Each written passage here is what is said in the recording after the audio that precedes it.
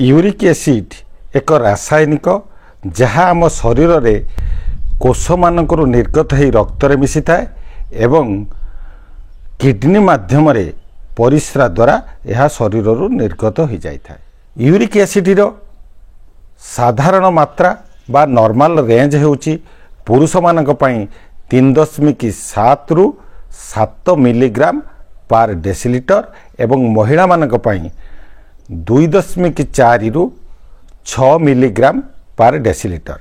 जेतेबेले आम शरीर रे यही साधारण मात्रा ठारू यूरिक एसिड अधिक हो जाए सेतेबेले केतोटी स्वास्थ्य समस्या देखा दिए। एथिनै अनेक शुभेच्छु मते मेसेज भी करथिले एवं कॉल भी करचंती सर यूरिक एसिड विषय रे भिडियोटे करंतु। तेणु आज आमे से यूरिक एसिड उपरे आलोचना करिबा। यूरिक एसिड काहींकि बढ़ुची आमे जदि प्रथमे जानि पारले ताहाले आमे ताहार प्रतिकार मध्य करि परिबा एवं सुस्थ जीवन यापन करि परिबा। यूरिक एसिड बढ़िबार मुख्य कारण होची यदि किडनी रे समस्या थाए जेपर कि किडनी फेल्युअर हो किंबा अल्प अल्प परिस्रा हवा यही सब यदि किडनी रे समस्या थाए ताहाले यूरिक एसिड बढ़ी पारे शरीर रे बढ़ी थाए। द्वितीय कारणटी होची यह साधारणतः एनिमल प्रोडक्ट फूड रु वृद्धि होबार संभावना अधिका थाए। तेणु आमे जेतेबेले खाद्य नेउचंती यदि आवश्यकता ठारू अधिक एनिमल प्रोडक्ट आमे देह को नेले सेतेबेले मध्य यूरिक एसिड वृद्धि पाए। तृतीय बृहत कारण होची मेदबहुलता। जदि आम शरीर रे चर्बी कोष अधिक हो जाए थाए सेतेबेले यूरिक एसिड रो मात्रा बढ़ी पारे। एवं चतुर्थ कारणटी होची टबाको बा मद्यपान धूमपान ई गुड़िक यूरिक एसिड बढ़ाइबारे बहुत प्रोत्साहित करिथाए। आपण माने जानि रखंतु मद्यपान बा मद शरीर को जीवा क्षणी यह अति शीघ्र यूरिक एसिड को बढ़ाइबारे साहाय्य करिथाए।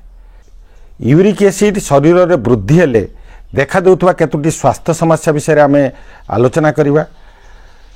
प्रथम कथा हेउची यूरिक एसिड वृद्धि हेले किडनी उपरे प्रभाव पकाई थाए। जेमिति कि दीर्घ दिन धरी यदि यूरिक एसिड आपन शरीर रे बढ़ी बढ़ी चलिला एवं आपन यदि ता उपरे गुरुत्व न दियंती यह किडनी फेल्युअर भली समस्या मध्य सृष्टि करि पारे एवं किडनी रे स्टोन हार्ट अटैक भली समस्या को मध्य आनी पारे। हार्ट अटैक रे जो कतोटी प्रमुख कारण जेमिति कि ब्लड प्रेशर हो किंबा आपनकर कोलेस्ट्रॉल लेवल ठीक सेमिति यूरिक एसिड रो मात्रा बढ़िले हार्ट अटैक भली समस्या मध्य सृष्टि हो पारे। तेणु यूरिक एसिड वृद्धि को आमे हालुका भाव में नबा उचित नुह। आउ यूरिक एसिड रो सबुठु बड़ रोग है गाउट प्रॉब्लम बा जोटा को आमे गंठी बात कहती। तेणु यूरिक एसिड रो जो केतोटी प्रधान जिनिस उपर आमे गुरुत्व दबा सेटा हला यूरिक एसिड द्वारा हेउथवा एई चारोटी रोग जेमिति कि heart attack kidney failure kidney रे स्टोन एवं गंठी बात बा गाउट जोटा को आमे कहउचंती। आपण मानु कहि रखुची गाउट रोग साधारणतः यूरिक एसिड रो मात्रा यदि दीर्घ दिन धरी रहिला अर्थात क्रॉनिक भाव में रहिला सेतेबेले यूरिक एसिड रो क्रिस्टाल गुड़िक आपणक शरीर रे गंठी गुड़िक जाई जमाट बांधे फल आपणकर गंठी फुलिबा सह जंत्रणा करिबा जोटा कि गंठी बात बोली आम साधारणतः कहती। तेणु यही समस्या गाउट रोग रे होता है। किंतु आपण माने जानी रखिबा दरकार महिला मानक क्षेत्र रे गाउट रोग बहुत कम होता है पुरुष मानक ठारू। महिला मानकर ऋतुस्राव चलीथिबा पर्यंत केबे गाउट रोग हुए नाही एवं ठीक सेमिति पुरुष मानकु 30-40 वर्ष ऊर्ध्व पर गाउट रोग हुए।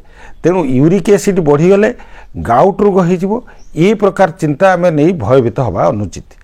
ତେଣୁ କିନ୍ତୁ ୟୁରିକ୍ ଏସିଡ଼୍ର ବିପଜ୍ଜନକତାକୁ ଆମେ ଉପଲବ୍ଧି କରିକି ତାକୁ କେମିତି ନିୟନ୍ତ୍ରଣ କରିପାରିବା ଏବଂ ନର୍ମାଲ ରେଞ୍ଜକୁ ଆଣିପାରିବା ସେଥି ଉପରେ ଆମେ ଗୁରୁତ୍ୱ ଦେବା ଦରକାର।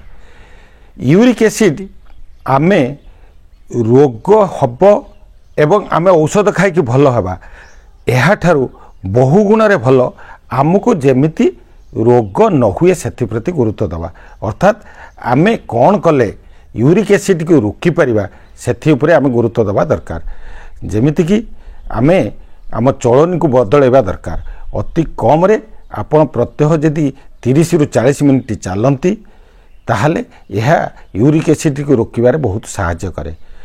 ସବୁଠାରୁ ବଡ଼ କଥା ହେଲା ଆପଣ ଯଦି ୟୁରିକ୍ ଏସିଡ଼୍ର ମାତ୍ରା ବଢ଼ିଛି ଯେତିକି ପାଣି ପିଉଥିଲେ ତାକୁ 2 ଗୁଣା କରିଦିଅନ୍ତୁ। ଅର୍ଥାତ୍ ପ୍ରତିଦିନ 3ରୁ 4 ଲିଟର ଯଦି ପାଣି ପିଅନ୍ତି ଏହା ବାରମ୍ବାର ପରିସ୍ରା ହେବା ଦ୍ୱାରା ୟୁରିକ୍ ଏସିଡ଼୍ର ମାତ୍ରା କମି ଯାଇଥାଏ। ୟୁରିକ୍ ଏସିଡ଼୍ ସେଥିରୁ ନିଷ୍କାସିତ ହୋଇଯାଇଥାଏ। କାରଣ ୟୁରିକ୍ ଏସିଡ଼୍ ନିଷ୍କାସିତ ହେବାର ଗୋଟିଏ ମାଧ୍ୟମ ସେଟା ହେଲା ପରିସ୍ରା ବା ଝାଡ଼ା ମାଧ୍ୟମରେ ଯାଏ। ତେଣୁ ୟୁରିନ୍ ମାଧ୍ୟମରେ ବେଶୀ ନିଷ୍କାସିତ ହୋଇଥାଏ। ତେଣୁ ପ୍ରଚୁର ପାଣି ପିଇବା ଦ୍ୱାରା ୟୁରିକ୍ ଏସିଡ଼୍କୁ ଆମେ ନିୟନ୍ତ୍ରଣ କରିପାରିବା। 30ରୁ 40 ମିନିଟ୍ ପ୍ରତ୍ୟହ ଚାଲିବା ଏବଂ ଆମେ ଖାଦ୍ୟ ଉପରେ କେତୋଟି ରେଷ୍ଟ୍ରିକ୍ସନ୍ ରଖିବା ଯେଉଁମାନଙ୍କର ୟୁରିକ୍ ଏସିଡ଼୍ ବଢ଼ିଛି। ମୁଁ ଏଠାରେ କହି ରଖୁଛି ଅନେକ ଭ୍ରାନ୍ତ ଧାରଣା ରହିଛି ଭେଜିଟେବୁଲ୍ କେତୋଟି ଜିନିଷ ଉପରେ, ଯେମିତିକି ଆମର ସବୁ କହନ୍ତି ହରଡ଼ ଡାଲି ଖାଇଲେ ଅଧିକ ମାତ୍ରାରେ ୟୁରିକ୍ ଏସିଡ଼୍ ବୃଦ୍ଧି ହେବ। ଯେମିତିକି ଟମାଟୋ ବା କୋବି ଜାତୀୟ ଖାଦ୍ୟରେ ୟୁରିକ୍ ଏସିଡ଼୍ ବଢ଼ିଯିବ।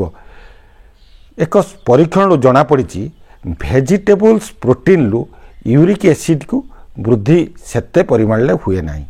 ଅର୍ଥାତ୍ ଭେଜିଟେବୁଲ୍ସରୁ ଯେଉଁ ପ୍ରୋଟିନ୍ ଆମ ଶରୀରକୁ ଯାଏ ସେଥିରେ ୟୁରିକ୍ ଏସିଡ଼୍ର ମାତ୍ରା ସେତେ ପ୍ରଭାବିତ ହୁଏ ନାହିଁ।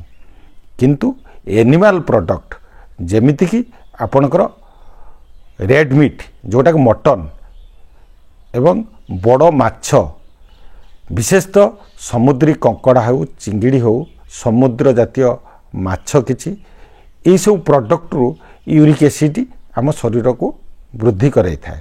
ତେଣୁ ଯେଉଁମାନଙ୍କର ୟୁରିକ୍ ଏସିଡ଼୍ ବଢ଼ିଯାଇଛି ଏ ଜିନିଷ ପ୍ରତି ଆମେ ଟିକେ ସଜାଗ ରହିବା ଦରକାର। କିନ୍ତୁ ଅଯଥାରେ ସବୁ ଭେଜିଟେବୁଲ୍ସକୁ ବନ୍ଦ କରି ଆମେ ନିଜକୁ କଷ୍ଟ ଦେବା ଅନୁଚିତ ବା ଅଧିକା ଗୁଡ଼ିଏ ଖାଦ୍ୟ କଟକଣା କରିଦେଇ ଆମେ ମୋର ୟୁରିକ୍ ଏସିଡ଼୍ ହେଇଛି ମୁଁ ଏଟା ଖାଇବିନି ସେଟା ଖାଇବିନି ଏହି ପ୍ରକାର ଚିନ୍ତା ନ ରଖି ଆପଣ ମିନିମମ୍ କେତୋଟି ଜିନିଷକୁ ଯଦି ଆମେ ବନ୍ଦ କରିଦେବା, ଯେମିତିକି କହିଲି ଆମର ସମୁଦ୍ରୀ ମାଛ କଙ୍କଡ଼ା ଆପଣଙ୍କର ସେଇ ସବୁ ଜିନିଷ ପ୍ରତି ଆମେ ଗୁରୁତ୍ୱ ଦେବା ଦରକାର। ୟୁରିକ୍ ଏସିଡ଼୍ ଯଦି ଦୀର୍ଘ ଦିନ ଧରିକି ବୃଦ୍ଧି ପାଇ ରହିଛି ତେବେ ଆପଣ ଚିକିତ୍ସକଙ୍କର ପରାମର୍ଶ ନେଇ ତାକୁ କଣ୍ଟ୍ରୋଲ କରନ୍ତୁ। କିନ୍ତୁ ୟୁରିକ୍ ଏସିଡ଼୍ ନର୍ମାଲି ବଢ଼ିବା ଏବଂ ଆମେ ଯଦି କିଛିଟା ସଜାଗ ହୋଇଗଲେ ପୁଣି ସାଧାରଣ ମାତ୍ରାକୁ ଆସିବା କିଛି ଅସମ୍ଭବ କଥା ନୁହେଁ ଏବଂ ଆମେ ସେଥିପ୍ରତି ଗୁରୁତ୍ୱ ଦେବା ଦରକାର। କେତୋଟି ଘରୋଇ ଉପଚାର ଆପଣେଇ ପାରିବା, ଯେମିତିକି 1 ଗ୍ଲାସ୍ କମଳା ରସରେ ଆବଶ୍ୟକ ଅନୁଯାୟୀ ସନ୍ଧବ ଲବଣ ମିଶାଇ ଯଦି ନିୟମିତ କିଛି ଦିନ ଆମେ ସେବନ କରିବା ଦେଖିବେ ଆପଣଙ୍କର ୟୁରିକ୍ ଏସିଡ଼୍ର ମାତ୍ରା ଧୀରେ ଧୀରେ ନର୍ମାଲ ହେବାକୁ ଯାଉଛି। ମାତ୍ର ଏଥିସହିତ ଆପଣ ପ୍ରଚୁର ପାଣି ପିଇବେ। ଭିଟାମିନ୍ ସି ଏବଂ ଆଣ୍ଟି ଅକ୍ସିଡେଣ୍ଟରେ ଭରପୁର କମଳା ରସ ଗଣ୍ଠି ଗୁଡ଼ିକରେ ଜମାଟ ବାନ୍ଧିଥିବା ୟୁରିକ୍ ଏସିଡ଼୍ର କ୍ରିଷ୍ଟାଲକୁ ଧୀରେ ଧୀରେ ମେଳେଇ ଦେଇ ଏହା ଶରୀର ରକ୍ତ ସହିତ ମିଶାଇ ଦେଇଥାଏ ଏବଂ ପରବର୍ତ୍ତୀ ପର୍ଯ୍ୟାୟରେ ଏହା କିଡ଼ନୀ ଦ୍ୱାରା ଆମର ପରିସ୍ରା ମାଧ୍ୟମରେ ବାହାରକୁ ଚାଲିଯାଏ। ତେଣୁ କମଳା ରସକୁ ଯଦି ଆମେ ନିୟମିତ କିଛି ଦିନ ବ୍ୟବହାର କରନ୍ତି ଏହା ୟୁରିକ୍ ଏସିଡ଼୍ ବୃଦ୍ଧି ଉପରେ ରୋକ ଲଗାଇବ। ଆଉ ଏକ ଘରୋଇ ଉପଚାର ମଧ୍ୟ ଆପଣମାନେ ଆପଣେଇ ପାରିବେ। ହାଇ ୟୁରିକ୍ ଏସିଡ଼୍ ଉପରେ ଜୁଆଣୀର ଅନେକ ପ୍ରଭାବ ଥାଏ। ପ୍ରତ୍ୟହ ଖାଇସାରିବା ପରେ ସକାଳେ ଦ୍ୱିପହରେ ରାତିରେ ଯଦି 1 ଚାମଚ ଜୁଆଣୀ ଚୁବେଇ ପାଣି ସହ ଆମେ ସେବନ କରନ୍ତି ଆପଣ 1 ମାସ କଲା ପରେ ଦେଖିବେ ୟୁରିକ୍ ଏସିଡ୍ର ମାତ୍ରା ଉପରେ ନିଶ୍ଚିତ ଭାବରେ ରୋକ ଆସିବ। ଏଥିସହିତ ପ୍ରବଳ ପାଣି ପିଇବାକୁ ପଡ଼ିବ ଏବଂ 30 ରୁ 40 ମିନିଟ୍ ଆମକୁ ଚାଲିବାର ଅଭ୍ୟାସ ରଖିବା ଦରକାର। ତା ସହିତ ଠିକ୍ ସମୟରେ ଖାଇବା ଏବଂ ଶୋଇବା ଉପରେ ଯଦି ଆମେ ଗୁରୁତ୍ୱ ଦେବା କ୍ରମଶଃ ୟୁରିକ୍ ଏସିଡ୍ ଭଳି ସମସ୍ୟାର ସମାଧାନ ହୋଇପାରିବ।